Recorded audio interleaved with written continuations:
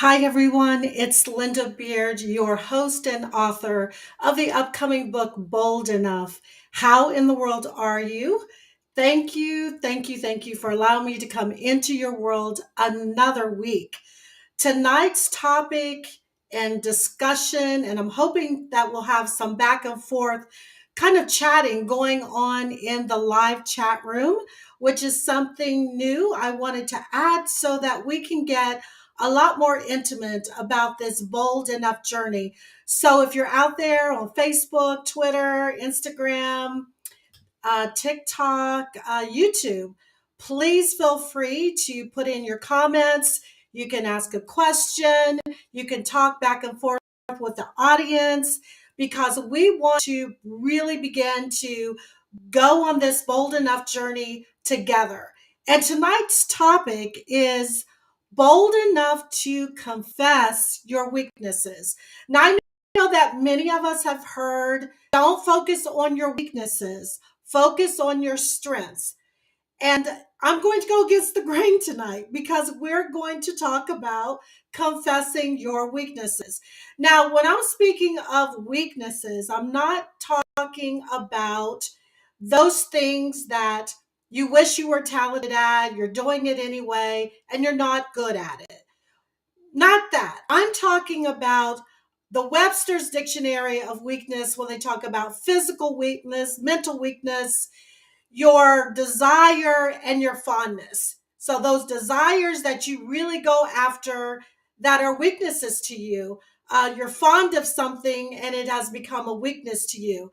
And those things could be anything from being a foodie, a chocoholic, to out of control sex, to drugs, to alcohol. And the list goes on and on. It could be a mental state of mind that is a weakness that holds you back. And so those are the confessions of weakness that we are speaking about tonight. In fact, I want to share with you just how important confessing weaknesses of this type is because it deters us from our created purpose and really living that life of freedom and peace and joy. And one of the research studies done by Hartford Medical School actually concluded in their research that personal weaknesses lead to addictions. Think about that for a moment. Addictions, another way to say it is addictions are a result of personal weaknesses. So, this is why it's hugely important for us to be able to confess our weaknesses. Now, when we're confessing our weaknesses, we're being very vulnerable, right? And I had one of the followers reach out and ask me, well, why would I want to confess my weaknesses when nobody really wants to hear about them? People don't want to hear that stuff. It's like you are just talking about a downer and people only want to hear upper kind of conversations. And so when you are being bold enough, or you're going to come to the point to be bold enough to just confess your weaknesses because they're starting to suffocate you. They're suffocating you from having abundant life. They will eventually suffocate you from really fulfilling your purpose, particularly at your highest potential. So we have to deal with confessing our weaknesses, but confessing them in a safe surrounding, a safety net. So remember, I have discussed on previous podcasts when we talk about friendship circles that if you're going to confess to someone you consider your friend, you want to make sure that you've already tested the spirit of that friend so that you know that you have a safety net. They're looking out for your best interest, that they're going to hold your weaknesses in the highest regard and respect and want to go on this bold enough journey with you to get to those resources to help resolve the weakness or weaknesses. And most of us have more than one. We just may not have thought about them being weaknesses or how they're entrapping us. So, on my bold enough journey, which I will always be transparent with you, I have had weaknesses and still have a one or two I'm still working through. And I had to find that vulnerable space and place and person to be able to confess those weaknesses to, so that I can begin to continue, not only begin, but continue to be bold enough to live this great life of peace and joy that is sustainable, so that I can continue to fulfill my purpose of motivating all of you and fulfill that maximum potential. So I'm planting seeds as I am learning and growing and being transparent and vulnerable. I'm passing along the learning and the tips to you. So, where did I go for that safety net? I relied on my faith and the person that will never fail me, that I know that I can trust without a doubt, and who can take my weaknesses and give me the courage to walk through confidence in the faith in God, Jesus, the Holy Spirit, the three persons of God. That is my safety net. Now, I will say, I do have a couple of individuals that I do confess weaknesses to, and they hold me accountable. They do listen. I've tested their spirit, and I know they have their best interest in mind. But if you don't have someone to be vulnerable with, or if you want someone to come along physically aside of you, then try Jesus, try God, try the Holy Spirit, because it's the Holy Spirit that's within me, that's leading and guiding me, giving me the boldness and courage and conquering those weaknesses. I can't do it in my own power. So many of us think that we have our weaknesses under control. We don't. In fact, the Harvard Research Study went on to say that we are looking for self gratification through our weaknesses.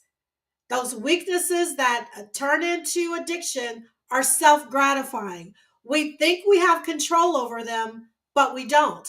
They turned into an addiction. So before you get to the addictive part,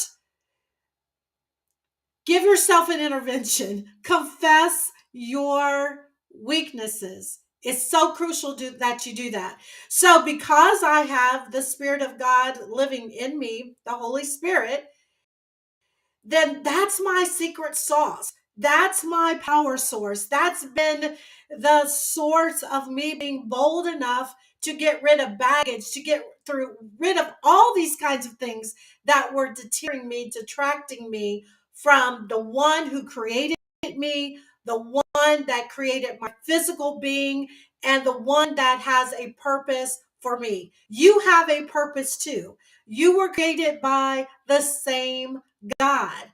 So God is someone that will never leave us due to our weaknesses. He will not leave us for any reason. So that's where I put all of my faith in. I've confessed my weaknesses, and I'm moving forward with the Holy Spirit leading, guiding, and conquering those. So there is no addiction.